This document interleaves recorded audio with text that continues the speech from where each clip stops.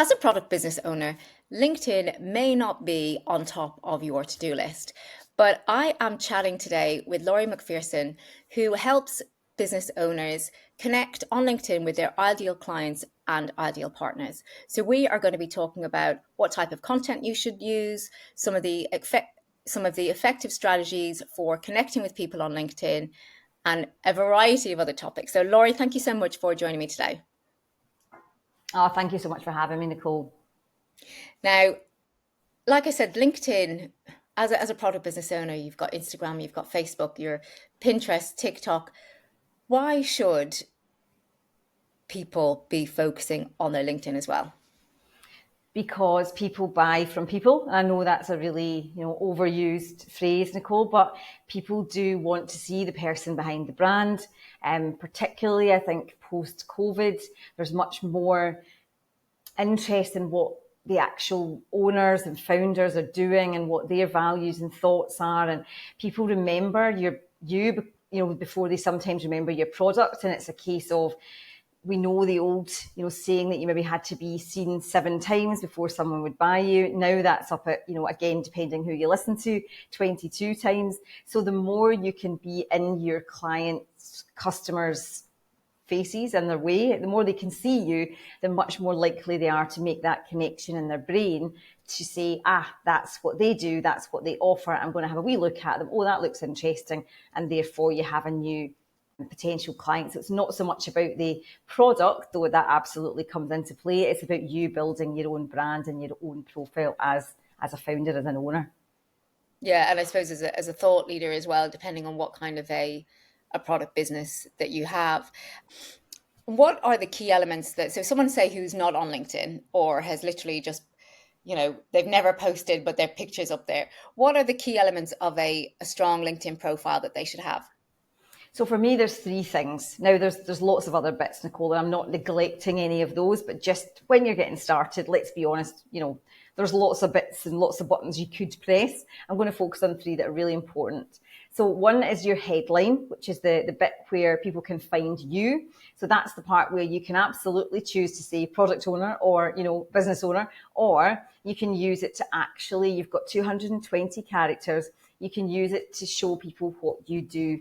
So you could say, for example, bag designer designing beautiful bags for business women that meet their needs, vegan friendly, whatever. In the fence post, suddenly it's a little bit more interesting. And if I'm looking for that sort of thing, I can also then search and find you. So think about using your characters. Lots of folk just have, 2 words or 1 word, owner, which is fine and it's what you are, but what do you own? Who's it for? How do you do it? So I always say a good sort of tagline, headline is what you are. So, product owner, bag designer, crafter, who you do it for, and then a little bit of the how is a good formula for that. The next thing is, who are you adding? Who are your connections? Now, Nicole, this is where it gets a bit tricky, because usually if someone has had a corporate past, they have all their old workmates on there and they may or may not want them to see what they're doing. There can be a little bit of embarrassment, a little bit of shame around it. So I would say if there's anyone in particular you don't want to see you, as Mel Robbins says, bless and release or delete and block in the modern world. But anybody else, assume that they're friendly and helpful and start now looking for the people you want to find. So who do you want to see and be seen by? You can bring them up in the search bar. Supposing you make handmade cards and you want to find shop owners in a particular area, you can put in store owner and Bristol and a list will come up. Now, it's not an exact science because they have to identify themselves as such and not call themselves something wacky like a ninja unicorn. You will get, which people do, you will get some people who could potentially be your stockists. Finding your customers is harder for a product-based business, but you can still add people who might be interested in what you do, and also other business people in the local area who might be interested in recommending you. You're a little bit further away. I am the same. My business is mainly career mentoring. I don't know who hates their job. That's not a filter. I can't type in woman who hates her job and Glasgow. It's not a thing. It doesn't work like that. What I can do is think, right, what industries do I normally work with? What other business women would be good to find me so that they can refer me on? So it is going to be a bit more third hand. We can't know who's in the market for a new handbag or pair of earrings or whatever. What we can do is just put ourselves out and be seen. So who would you like to ideally see you?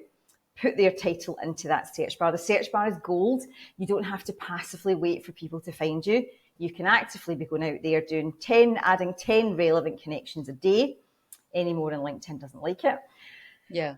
This is current at the time of, and they do change things quite a lot, but this is current at the time of recording. So we've got a headline that means we can be found. We find our folk. And lastly, we create, before that, we engage with those people. We comment on their posts. We like their posts.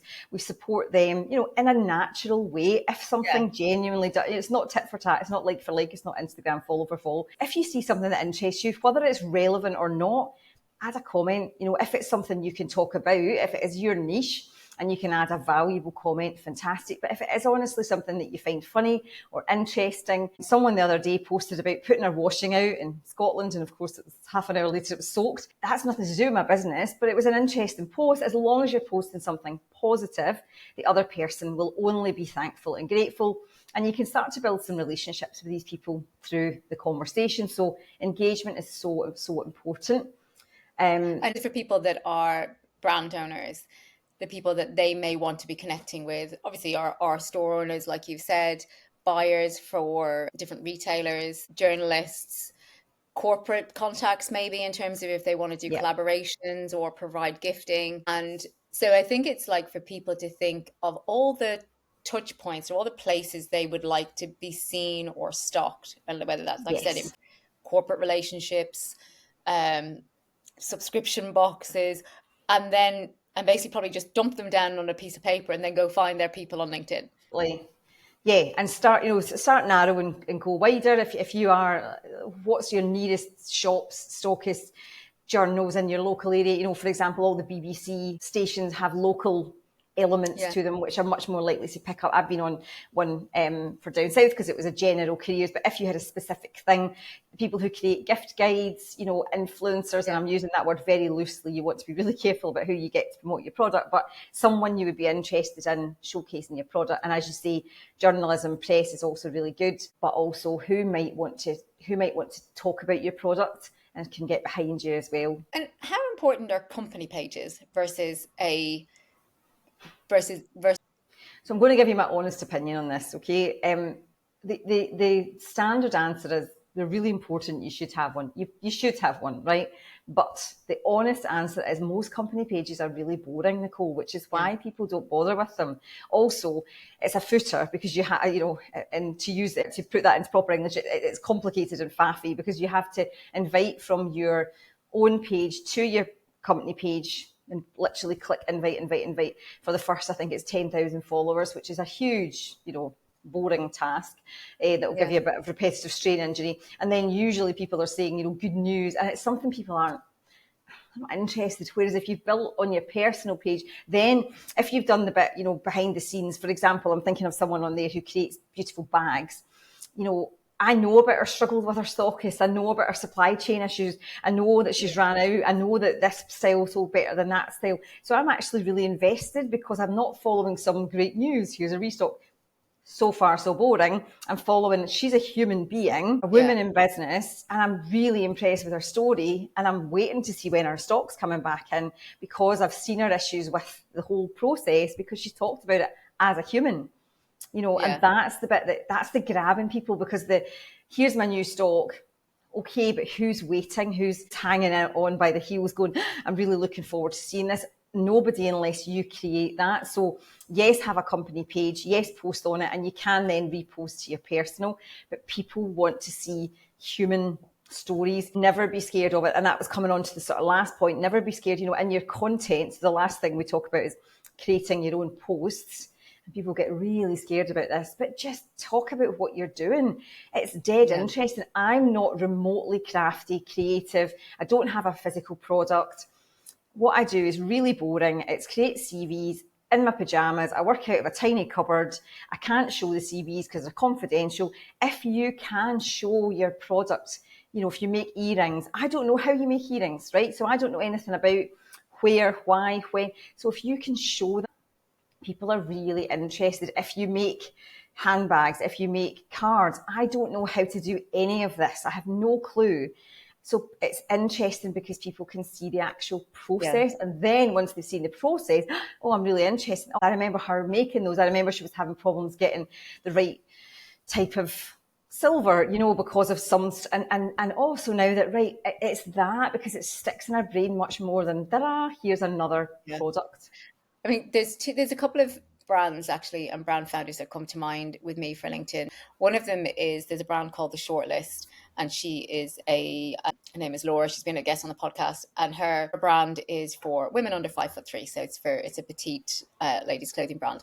And I remember she started posting on. She used to work in recruitment, and she was like, I hate my job. I'm leaving it all and I'm setting up a new brand. I'm scared stiff, any words of advice. And I can't remember how many, it had thousands and thousands of views, which then actually meant which then translated to Instagram because they followed her on Instagram. So she got like 4,000 followers more or less overnight.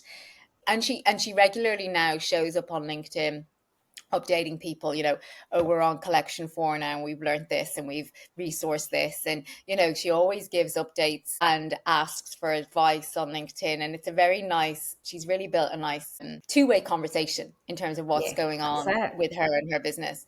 And then there's another founder who is, she's a co-founder of a brand called By Sarah London, which came about because she had cancer when she was younger, and her sister created skincare to help ease all the inflammation and the flare-ups and all that kind of thing that the medication and the treatment that was causing.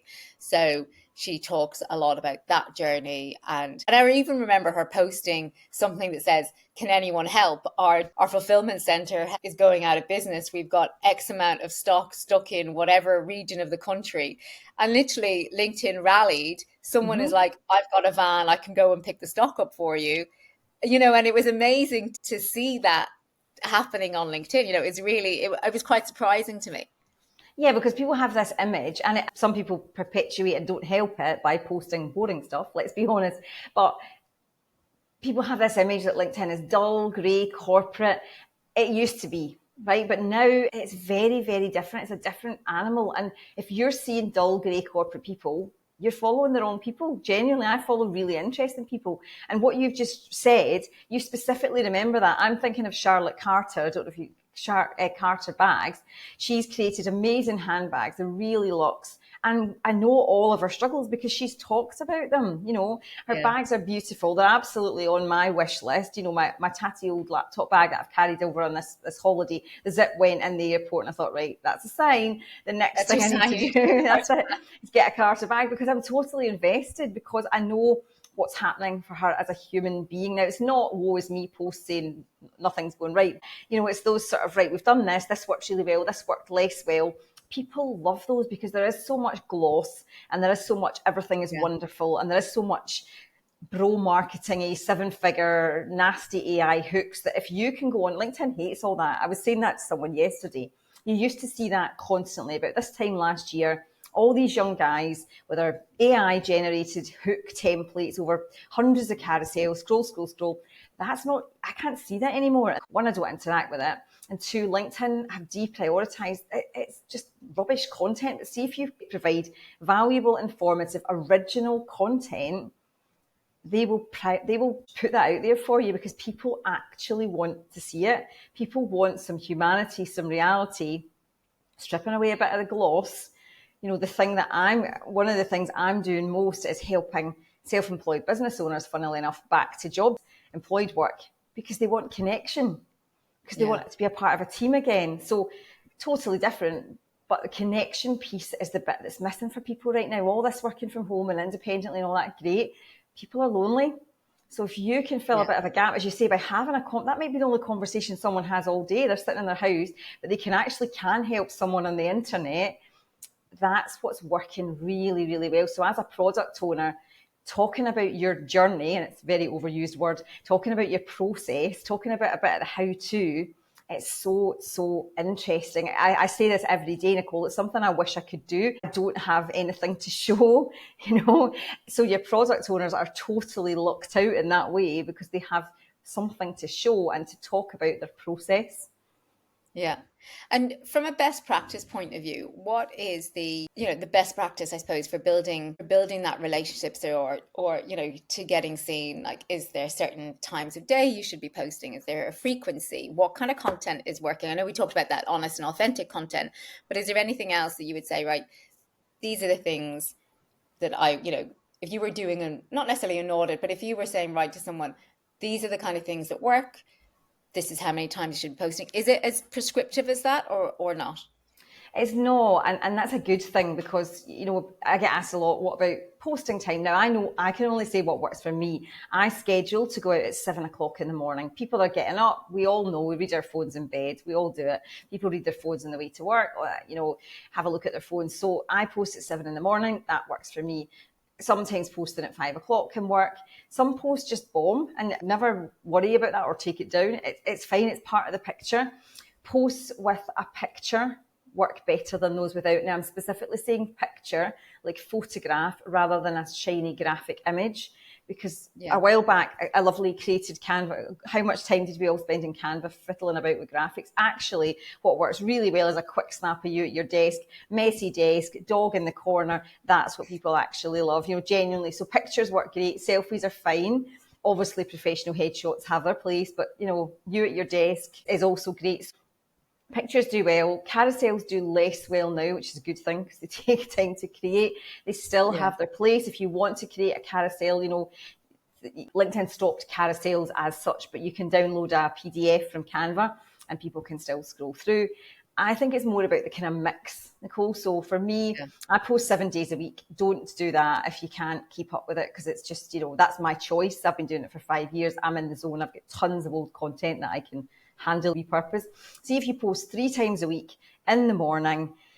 This is for UK audience for sure. And maybe 1 personal and 2 businessy posts go out there, and never be scared to have some of those as a buy my stuff, not that, but never be scared. Some people are too busy supporting this and talking about that. They never actually say, here's my stuff and here's where you can buy it. Never be scared to talk about that. People are aware you will talk about your business. But I think what puts people off when you say personal, they think you mean something awful or traumatic or complicated. Really vulnerable. Or really vulnerable. I gave up drinking last year. And some people do that really well. But actually, I didn't. I absolutely haven't. All I mean is just, what are you doing? What's your week look like? What's your day look like? What does really well is I always do a Saturday or Sunday post, scheduled obviously. I'm not getting up at 7 in the morning. That's crazy. And I just ask a question, an engagement post, ask people a question so that you can get, as you said, that conversation. Now, mine are not rocket science. Normally, it's the end of a busy week. I think on Friday night at 6 o'clock, I need to write a LinkedIn post for tomorrow morning. So I'll talk about, here's what I've been doing. What does your weekend look like? How's your week been? Something like that. It doesn't have to be massively complicated. Yeah. People will react. The best posts I've done over the last few years, one was, I'm off to see Elton John tonight. I bought the tickets 5 years ago between COVID, his new hit. It's been a saga. And again, anyone who knows me knows about the saga. Like, oh, we might get to go now. Oh, no, it's now. Now he's fallen. And it's been going on and on and on. So the night that I went, that was probably my best post ever. And it was all these comments. I just asked the question, who's the biggest artist you've ever seen? So the comments just, the Eagles, Rod Stewart, Springsteen, all of this stuff. And it was just glorious. And it was nothing to do with business. But what that does is all those people who've seen and commented and interacted with that, they then are much more likely to be shown my next buy my stuff post because I've asked the question and created interaction. So what are you up to at the weekend? What do you think about this? Don't be scared to be a little bit spicy, to have a little bit of an opinion. People do love it. Mine, just for example, a few weeks ago was putting the word informal in front of it. Does not an informal interview make? And lots of people chimed in with, oh my goodness, yeah, I rocked up in a hoodie and then I realised everyone else is, and all of that kind of chat. So don't be scared to generate a bit of conversation. Even if it's only your peers who join in, it's still going to get some traction. So personal, as in what's happening in your world, in your life. Don't be scared to show your family and real life, because people buy from other humans. I'm always fascinated by people that have been up a mountain on a Saturday morning, because I absolutely have not. But, And you can live Wales and vicariously through them. Go, you do the mountain, I'll do the yeah, tea in bed. I'll do the tea in bed. I'm watching, and I'll unashamedly post about, my telly has started to judge me as I've been watching it for so long, with a picture of, do you want to shut down? Absolutely not. I still have some more Selling Sunset to watch. Thank you. And anything with a bit of personality, people, because it can be a bit dull and grey, people will love it. So I would say, if you're going to do 3 times a week, 1 personal, 2 businessy, is great. And what about video then? Because I've heard that LinkedIn is really liking video at the moment. Yeah, so they've just reprioritised. So it's been through a lot of stuff. There was LinkedIn stories at one point, which were like Insta stories, and you could do it. It does like video.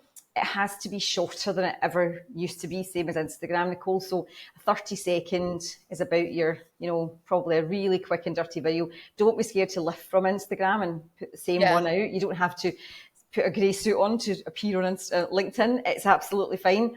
Video is good. Lots of folk, let's be honest, won't do it. But if you do it, again, I don't worry about it. I don't do it very often, just because I am, as I said, working from home in a cupboard with a confidential CV. But if I can be bothered, LinkedIn Lives work really, really well, and you can invite people along as an event. But if you're just doing something with your product, don't be scared if you're just doing a faceless, demo, or a here's how, or behind the scenes little 30-second. I think, again, don't stress about it. If you're not going to do it, don't do it. But in the mix of all of your content, video. Again, the reason it works is just people get to know you. It's that sort of proximity. So people do love that if they can kind of see and hear and understand you as a person. So I'm going to fully admit, I can't remember the last time I did a video on LinkedIn, but it is good. It's useful. And then what about generating those leads and approaching people on LinkedIn? What are the do's and don'ts with that in terms of So sliding into people's DMs? I just don't do it. I'm going to be honest. I just don't slide into people's DMs. I just think, ugh, like, do you like it? No, because I don't. So I don't cold approach. It's my choice. If someone has asked for help with a thing, and I'm really struggling, I'll get tagged, I'll go in and say here to help, and then I might send them a warmish message saying, hey, had a quick look at your profile, I do this and this, if you need any more help, give me a yell. That's it. And I've kind of got permission. I just don't think it's polite to go in where you haven't got permission. So I don't cold DM. If you wanted to cold DM, be polite, obviously, and don't ask the person to do anything, is my golden tip. So do you know what I mean? Like, going into someone's DMs and saying, hi, how's your business going? I then have to do something to respond, and I don't know you, so I don't want to do anything because there's nothing in it for me at this stage. So if you're going to say, hey, we've got this beautiful, new product, I wonder if you might be interested, your shop is exactly what, make it hyper personal. So if you can say, we were in on Tuesday, we were served by Julie, I had a look around, you've got this and this, which were perfect. What I think you might be missing is that. Great. Hyper specific, hyper personal, cut and paste, generic to the wrong people who are not interested in what you have to offer. It's just a no. So what actually I would be doing instead is posting brilliant content so that they come to you. So they go, now that's a long game. It is a tortoise. It's not, I always say it's a tortoise. It's not a hare. I'd be posting some stuff that sends them over to your Instagram, that sends them to your Pinterest, that sends them to your TikTok, so they can see you and see your product. I'd be posting your website. I'd be talking about that.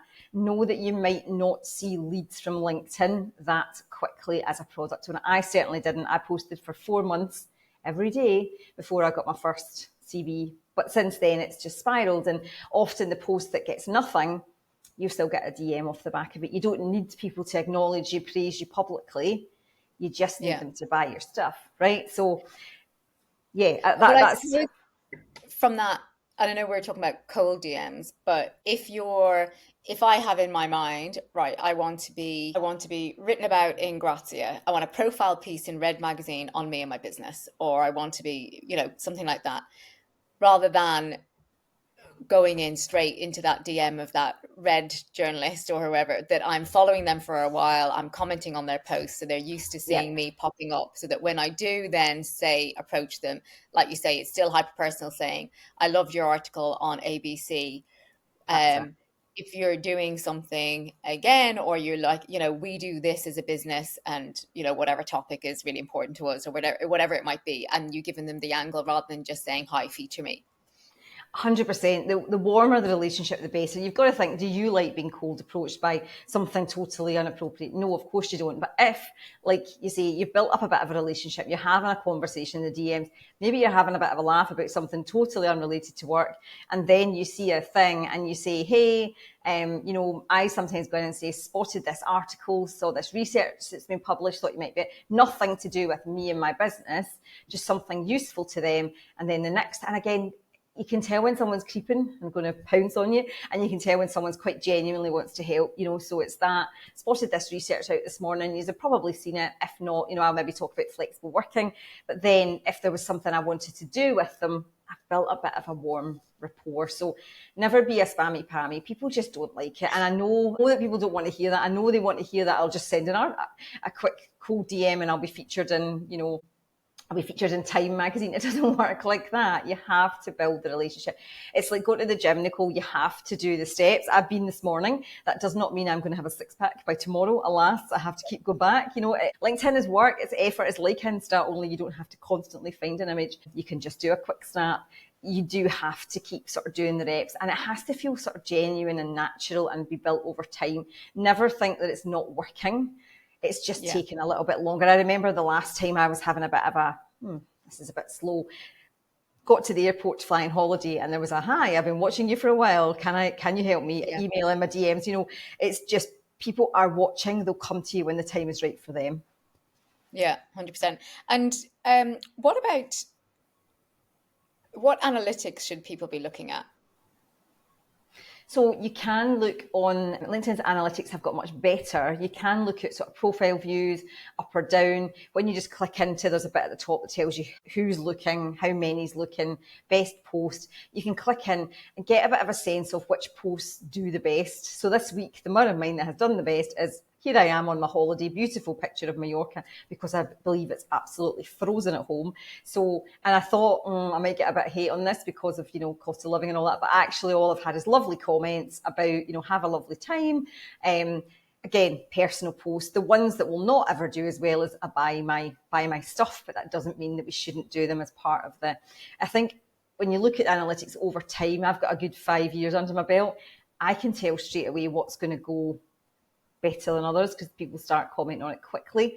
Then the algorithm shows it to more people, and then there's more and more and more.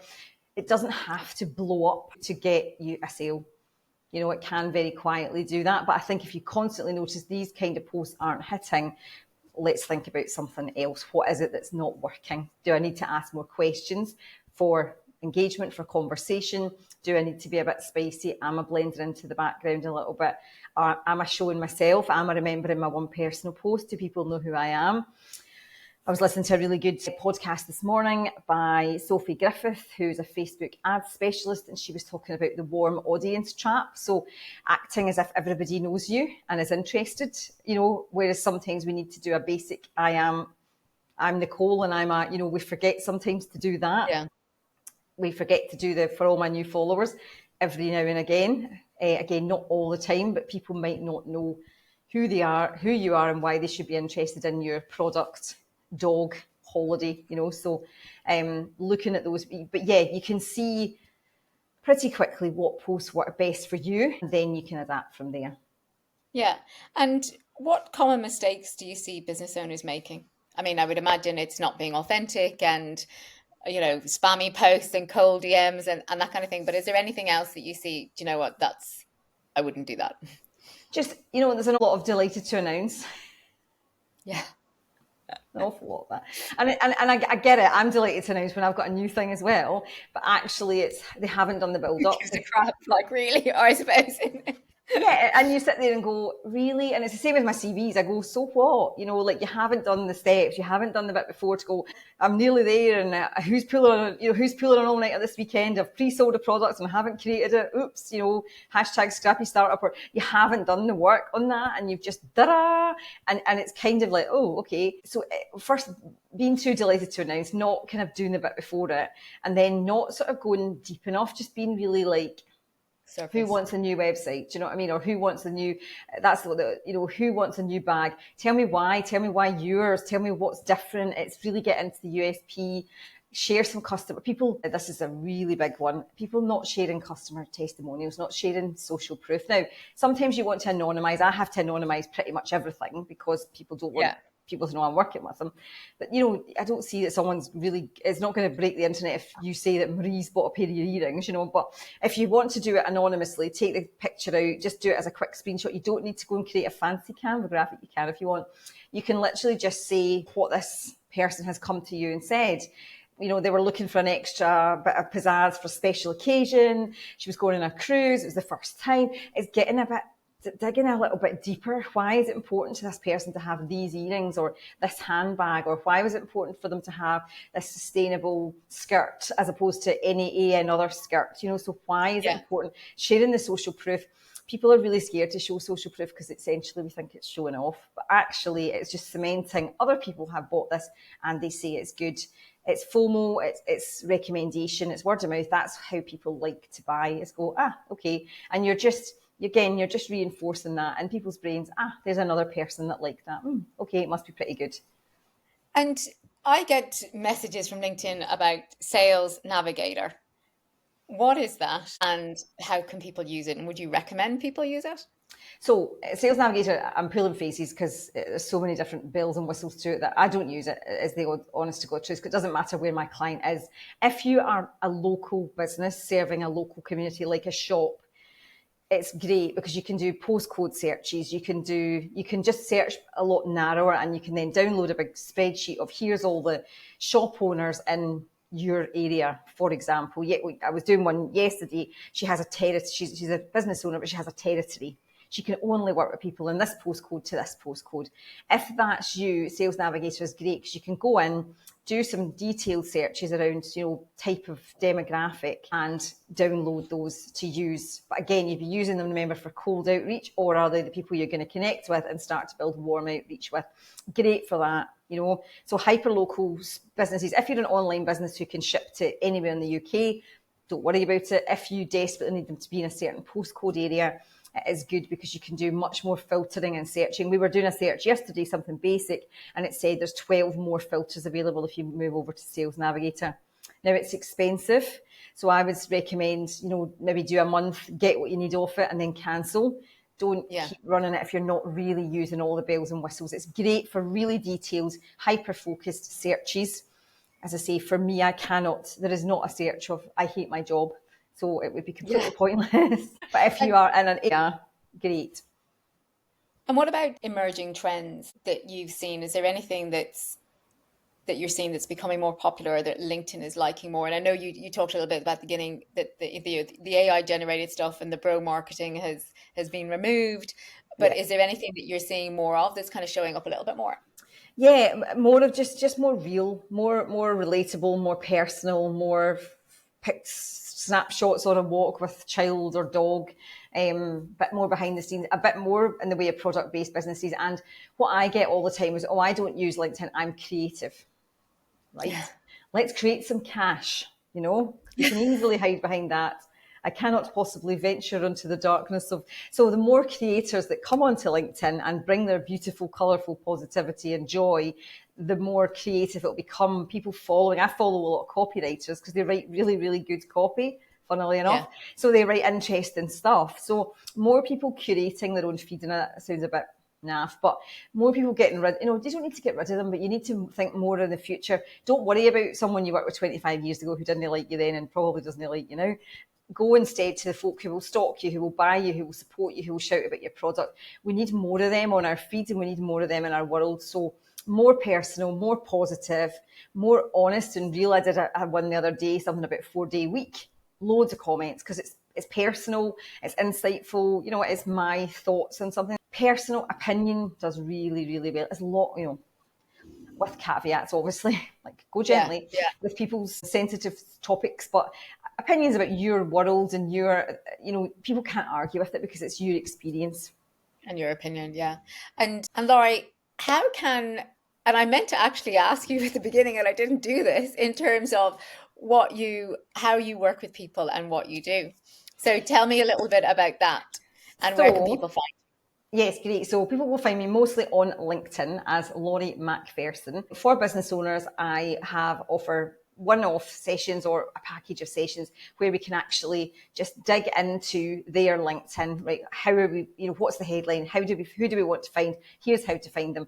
Here's some content. Talk to me about your work. What have you been doing this week? Dig into that and make lots of content suggestions so that they can actually just go away and say, right, I've got my ideas now. I'm going to write up some posts, I'm going to have a bit of accountability and continue to, you know, so get the ball rolling. I actually have a course as well for business owners where if they want to just go away and do it, it's 25 steps over 25 days and it'll take you from very, very basic things around just setting up your profile and your URL, etc., which lots of folk don't know how to do, right up to creating regular content, engaging with people, and having a good about section and featured as well for business owners, which is important too.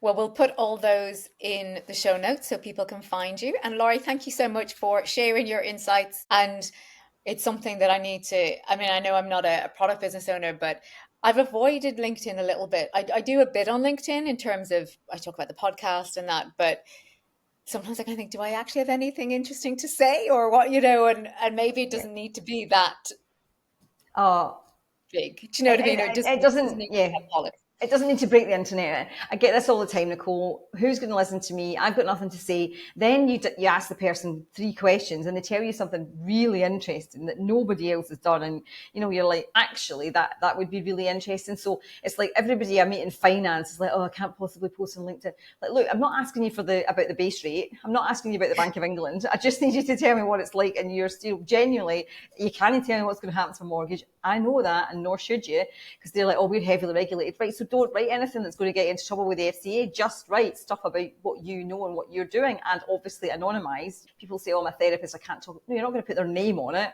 but you can say, here's the journey that this sort of person has been on. We can always heavily anonymise and spin. But yeah, it's not the big scary monster you think it is.